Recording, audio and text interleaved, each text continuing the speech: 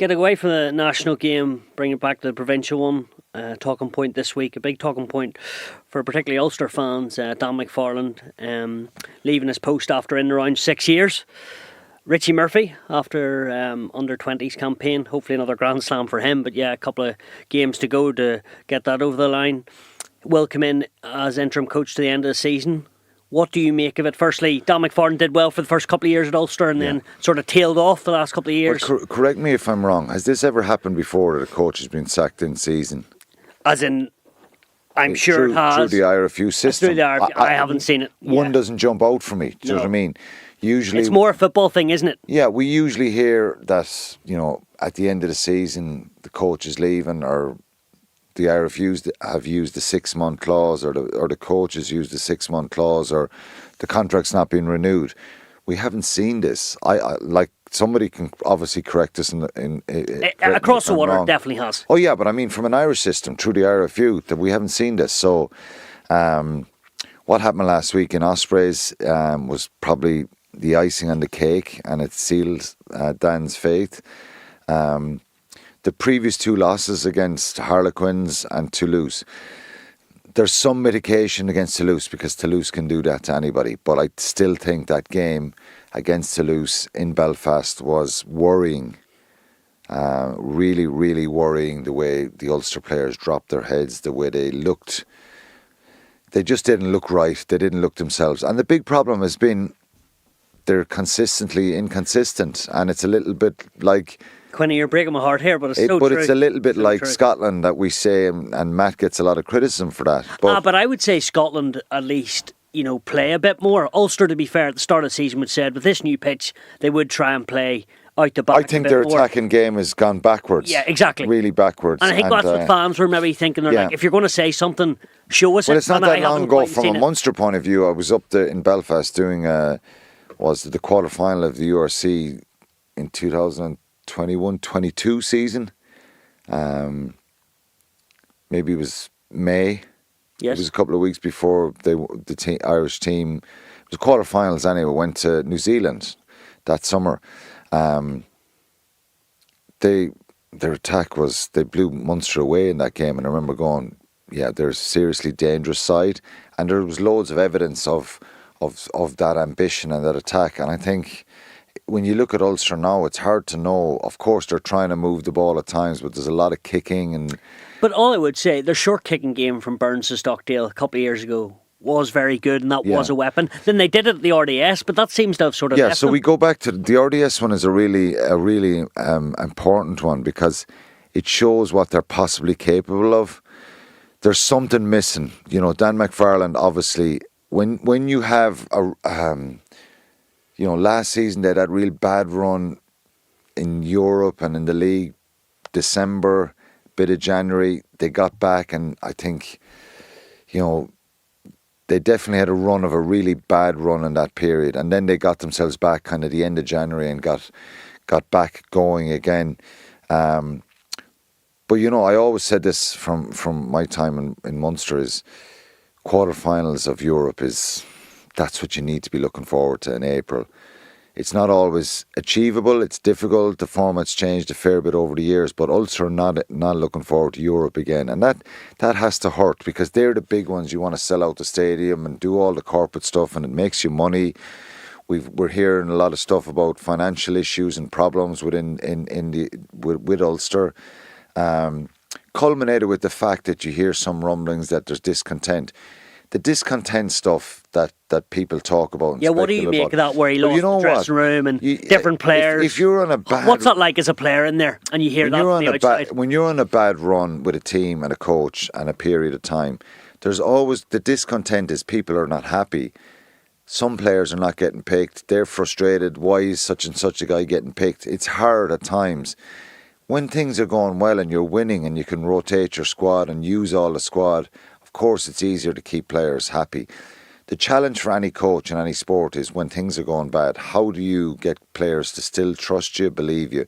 You've got to be honest in the feedback you're giving them. You've got to be straight.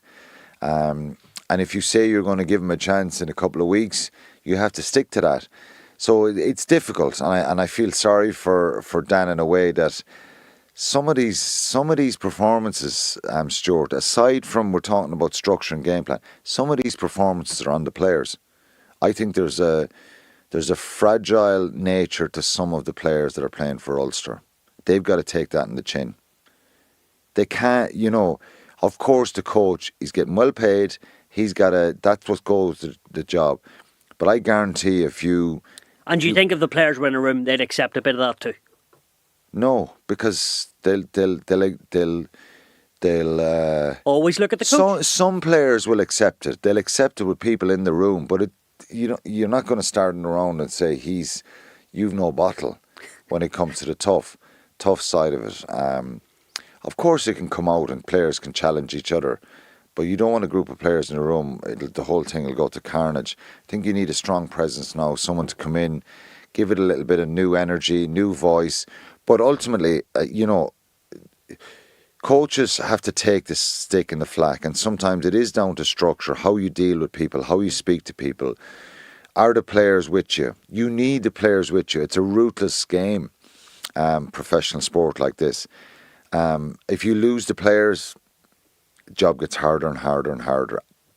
Results go, a bit of luck goes against you, and suddenly there's more rumblings, and certain players don't like the coach, and vice versa. These things start happening, and it has a snowball effect. Ultimately, it's a results-driven business, and Ulster's results haven't been good enough. So I think then you have one of the things that kind of went against Dan McFarland this week was, I think there was a lot of fans got involved in certain after the interview after the Ospreys game, and he was talking about a couple of refereeing decisions. I think also it was the manner. Would that be fair correct. to say? Is he correct in the decisions and questioning a couple of decisions? Yes, in a sense that there's certain things that happen in a game that can just flip a game completely. But on the basis of what we saw over the 80 minutes, it wasn't good enough for that Ulster group. They had 4 guys back from the Irish squad. They weren't missing too many players. They're going to the Ospreys. Now, Ospreys, to be fair, and the reality of this is they've only 4 players in the Welsh Six Nations squad, so they're pretty settled as well. But I think that was a game Ulster were in third gear and could have easily just changed it up. And I think that's down to the mentality of the players, the character of some of the players. There's not enough of tough, resilient, hard, ruthless people in that group. And the challenge you have as a coach in Ireland, you can't just go to the market and sign X number of players. You always have budgets. You've got to work within the RFU system. I'm not making excuses for Dan McFarland because I think, ultimately he's got to own this himself. But I think the players themselves have let the jersey down a little bit by their inconsistency. But anyway, that's happened. It is done. It's not something we've seen. Richie Murphy. Yeah, I was going to say quickly, Richie Murphy, what an opportunity in his coaching journey. What he's done in the 20s, unbelievable. But to get a shot, and also for the next, what will it be, 4 or 5 months to see, dip his toe in it, and so to speak, he'll probably absolutely love it. Let's hope he does as an Ulster fan. Maybe. But it gives him a chance to see what it's like. But do you think he'll stay on if it goes well? Who knows? I think he's dipping his toes in the water here. And there's obviously... he obviously feels that maybe he wants to go take a team himself or go up to the next level and move up from the 20s. His success with the 20s has been outstanding. He obviously has quality there and has an ability to get those under 20 players in the last number of years, been really successful. So I think what Richie Murphy will do is bring in a kind of an energy booster in a sense that there's no real pressure on him. I'm only here for a short while. I'm going to try and help you lads.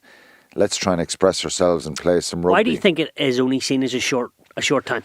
Because I think, I don't know the ins and outs of it, but I think Richie Murphy himself, if he does well here, he then could possibly end up being the head coach in Ulster. Who knows? I think for me, it's a sensible approach from both sides. Let's see how this works.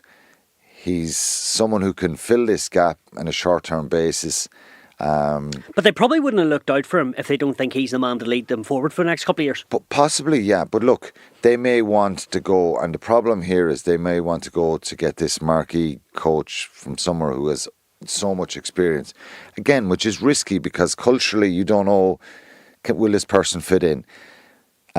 He can't come in and just cull a load of players and say, I'm going to get rid of 10 players and I'm going to sign 10 different players. You can't do that. You can do that in a French club. So I think it's a sensible approach from both sides. If he goes to Ulster and Ulster start doing something different and they have a run, which they're certainly capable of, they're in the playoff positions at the moment, but if they were to win a number of games, they could be up at third or fourth come the end of the season and do really well. There's something not right. So I think for both sides with Dan McFarland, the Ulster players, that parting was inevitable. Richie comes in now, brings a bit of energy. He won't come in and try and change stuff up. He'll try and tweak things a little bit. The other coaches are going to still be involved, I believe. And it's just a new voice that might take away a little bit of pressure, whatever the case may be. I don't know. It might not work at all. They might not put themselves in a good position. Don't say that, Al. No, but I think someone like Richie Murphy, when you hear it, you just thinking, I think, and automatically energy, enthusiasm. Knows what he's no pressure about. On him either. Good cracking coach, hopefully. Yeah, if it works, then it'll be assessed and maybe he'll want to go. So I think the reason he's done it, I don't think he's done this to say, well, this is 3 or 4 months work for me and X amount of payment or whatever. I think he's looked at this and said, I'll look at this and this is something I might get a graw for. I might want it. And I think there's a sense here that because he's doing this, I think there's deep down, and obviously we'll have to hear from Richie, that of course I'd say his ambition is to go up the ladder now, and he spent a good few years with the 20s and done really well, and he wants to have a crack at being a head coach himself with a senior team. So let's hope it goes well for both sides, and that, because I think on paper Ulster are better than what we've seen. We've seen some great performances. The Racing performance, the Ulster performance, the Leinster performance. That's why it's probably so frustrating. And I'm sure we'll hear from many Ulster kind of ex-players in the next couple of weeks. And but I think on paper there's a very good team there, but I think you've got to get stronger characters. And they've got to do it consistently and if you're losing games, making it really difficult for the opposition. What Toulouse and Harlequins did was worrying in Europe. Well, let's hope things change pretty quickly and Ulster turn out to be a success over the next few months.